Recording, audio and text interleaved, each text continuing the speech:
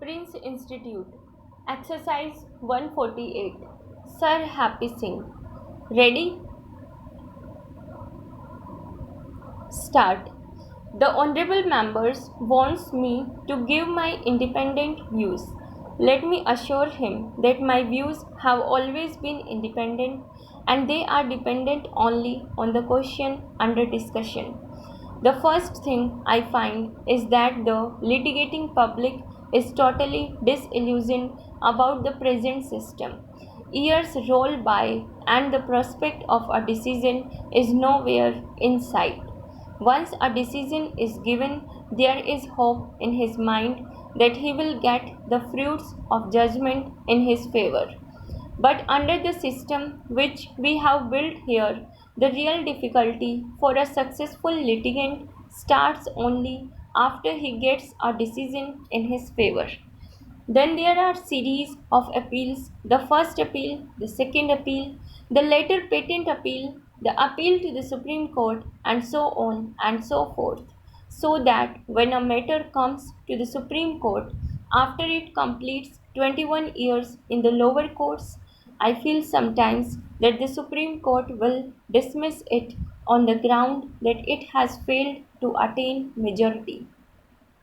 The trouble starts when it comes before the Supreme Court. Even in admission matters, at least some of them do not reach them for over 2 years.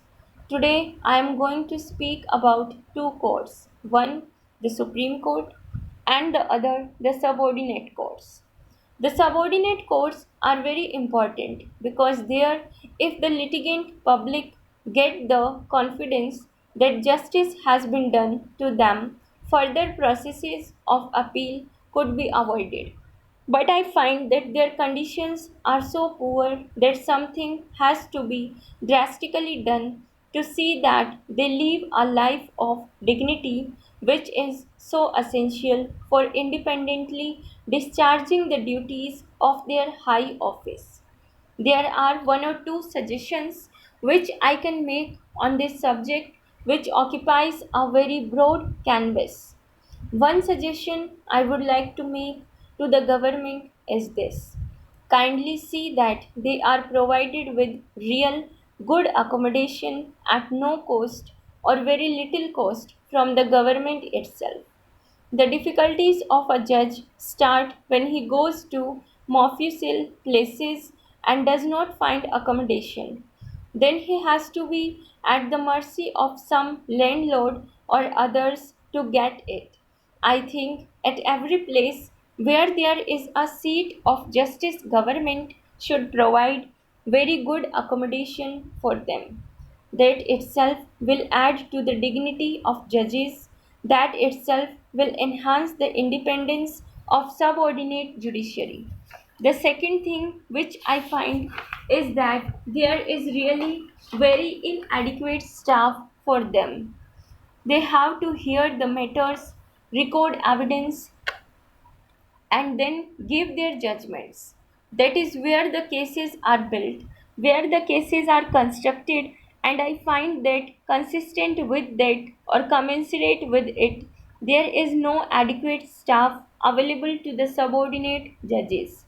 The third thing which I may say is that there was a very welcome relief given to the judges of the High Courts and the Supreme Court when the Finance Minister, just before we closed our last session, announced an increase of rupees 9,000 in the emoluments of the judges of the High Courts and Supreme Court.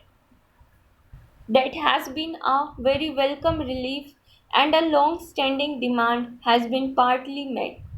But I still believe that what has been done for the High Court and the Supreme Court judges should also be done for the subordinate judges. The next point which I want to mention is that you should cut down the number of appeals. What the society owes to its citizens is one fair trial and one fair appeal, and I would appeal to the Honorable Law Minister to follow with zest and enthusiasm the pruning process, the process to cut down the hierarchy of appeals and at least let him give an assurance to this office that as long as he is the law minister, he will not introduce any bill, not even a single bill, which will provide for more than one appeal. Even the bills which came up last year provided for a stream of appeals. For example, the Acts of 1981 provided for setting up of the Customs Tribunal and the Excise Tribunal. These are the two things which I feel can be done for the subordinate judiciary. Then I come to the Supreme Court.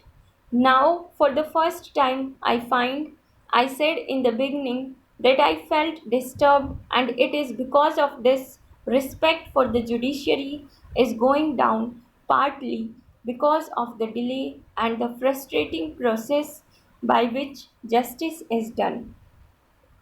As somebody said earlier, this is a very famous saying to be quoted: justice delayed is justice denied.